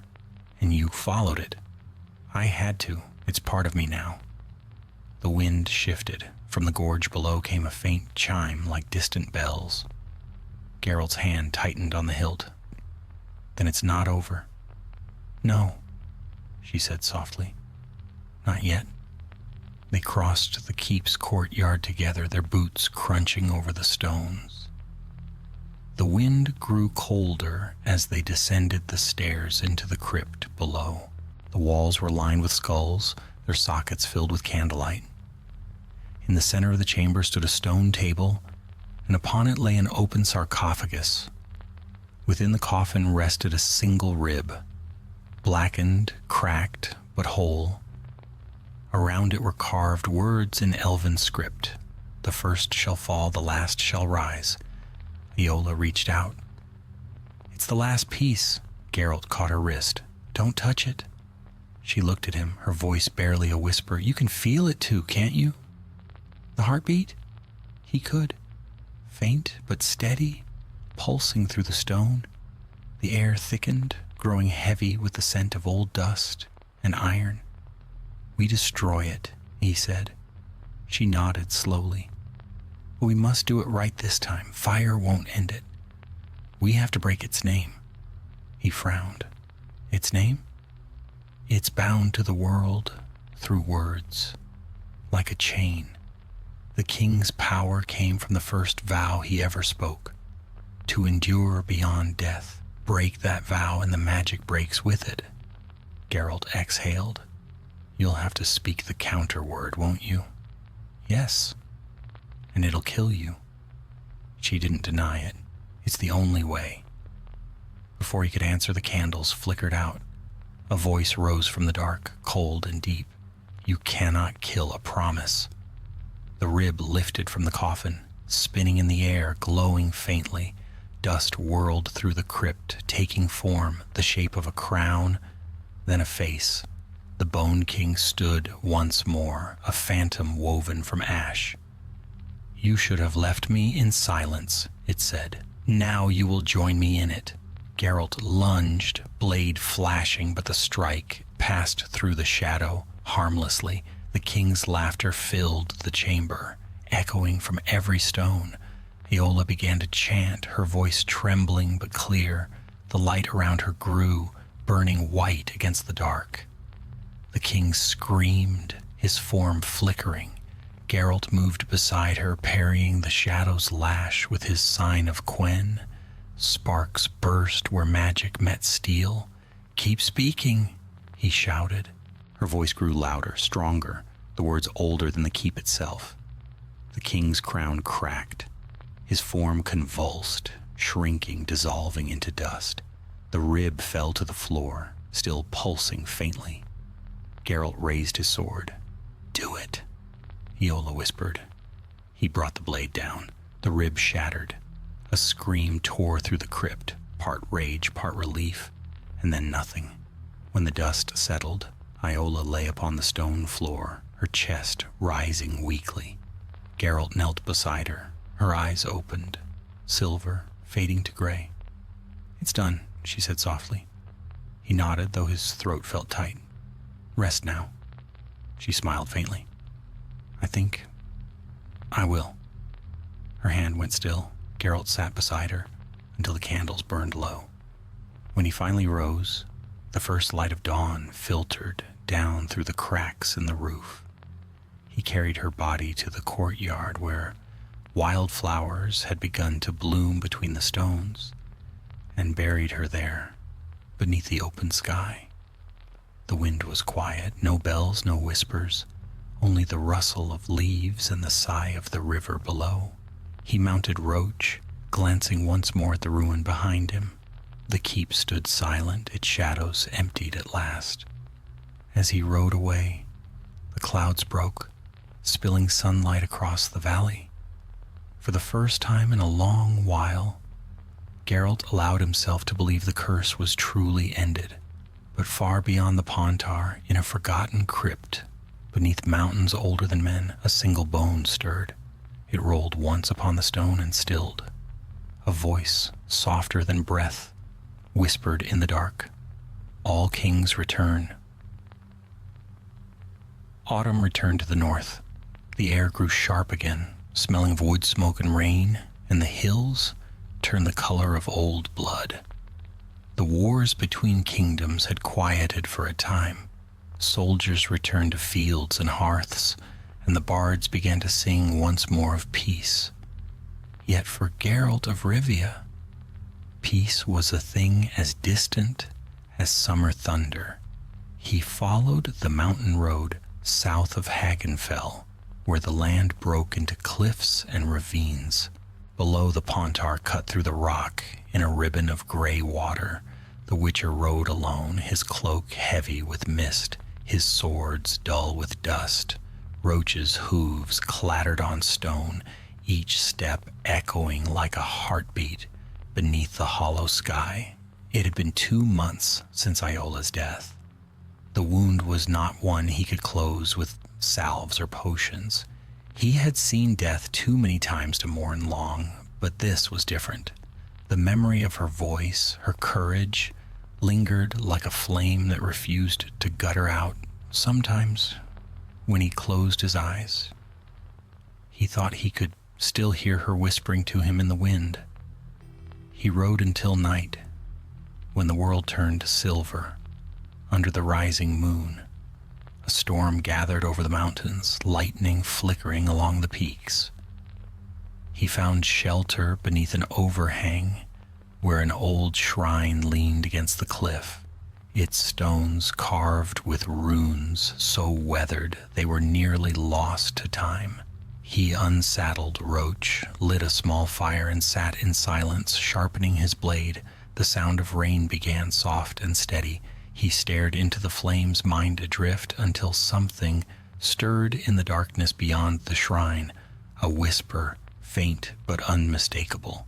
"White Wolf." Geralt rose, sword half drawn. "Show yourself." The voice came again, no louder than breath. "You carry what you should not." He frowned, searching the shadows. "I've carried worse." From the blackness stepped a figure wrapped in rags.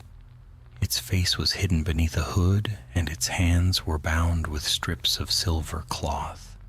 The air around it shimmered faintly, heavy with old power. "I am what remains of the keepers," it said. "Those who bound the Bone King before your kind learned to speak his name. You have disturbed the balance, Witcher." Geralt lowered his sword slightly. I ended him. The figure shook its head. You scattered him. There is a difference. The vow he forged cannot be destroyed, only broken into parts. One piece for every death his curse has touched, and there have been many. The Witcher's jaw tightened. Then tell me what to do. The keeper's hood tilted toward the fire. You must collect the remnants and bind them anew before they awaken. The last fragment lies in the Valley of Crowns, beneath the city of ashes men now call Maribor. Geralt stared at the flames, silent. And if I don't, then the king will walk again, not as flesh, but as the storm between life and death, and this time no fire will end him. When Geralt looked up, the figure was gone. Only the smell of burnt incense remained. He packed his things at dawn and rode east toward Maribor. The rain followed him for 3 days, veiling the world in gray. On the 4th, he saw the city rising ahead, its walls cracked, its towers half collapsed from wars long past. Beyond the gates, the streets were quiet, the people wary. They watched him as he passed, whispering to one another of witchers and ghosts. An old man at the tavern pointed him toward the ruins of the catacombs. Miners say there's something alive down there, the man said. Something that breathes when it shouldn't. Geralt went alone. The entrance lay beneath a crumbling chapel at the city's edge. The air that poured from it was cold and dry, thick with the scent of dust and centuries. He lit a torch and descended. The tunnels wound deep, carved into stone blacker than night. Every step echoed like a drumbeat. After a time, he reached a vast chamber supported by pillars carved with images of kings. At its center stood a pit, and in that pit, half buried in ash, lay the last relic, a crown made of bone. Its points gleamed faintly in the torchlight. His medallion vibrated. The air thrummed. From the shadows crawled shapes, pale and thin, echoes of those the king had touched. They circled him silently, their eyes hollow. Geralt drew steel. I'm not here for you. One of the wraiths hissed, voice like dry leaves. Then you should not have come. They attacked. He moved like water, cutting through them, the silver blade flashing in arcs of light. Each stroke left trails of smoke and the scent of burned frost. When the last spirit fell, the crown in the pit began to hum. He approached slowly. As he reached for it, a whisper filled the chamber. All kings return.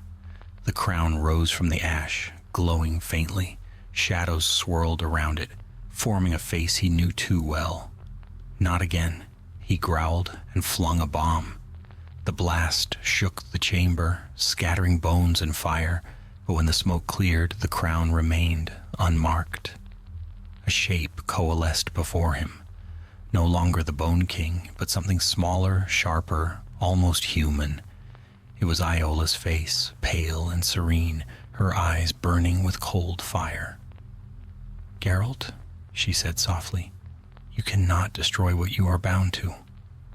He stepped back, disbelief warring with dread. You're not her. I am what she carried, what you loved, what he left behind in both of us. Her hand rose, pointing toward his heart. The final shard lies there. Pain lanced through him. He fell to one knee, clutching his chest. The medallion burned against his skin. The shadow of the crown shone brighter, feeding on his pulse. Give it up, she whispered. Let it end. Geralt forced himself to his feet. No. He raised his sword, summoning the sign of Igni. Flames surged around him, white hot, brighter than the torchlight. The air screamed. The figure flinched, shrinking back. You were wrong, he said through clenched teeth. Nothing returns forever. He drove the silver blade through the crown. It cracked, splitting in two. The chamber erupted in light and thunder. When the storm subsided, the pit was empty. The crown was gone. So was she. Geralt staggered to the surface as dawn broke over Maribor. Smoke rose from the chapel behind him, curling into the pale sky. He watched it for a long while, saying nothing. At last, he mounted Roach and turned toward the horizon. The wind carried no whisper, no toll of bells, only the rustle of leaves, the hum of a world trying once more to forget. As he rode away, the first snow began to fall soft and clean. It blanketed the city's broken stones and the graves beneath them. For a time there was silence, but far in the east, across the endless steppe, a child dreaming in her sleep began to murmur words in a forgotten tongue, words of bone and kings and endless return. And somewhere, deep beneath the waking world, the earth answered in kind.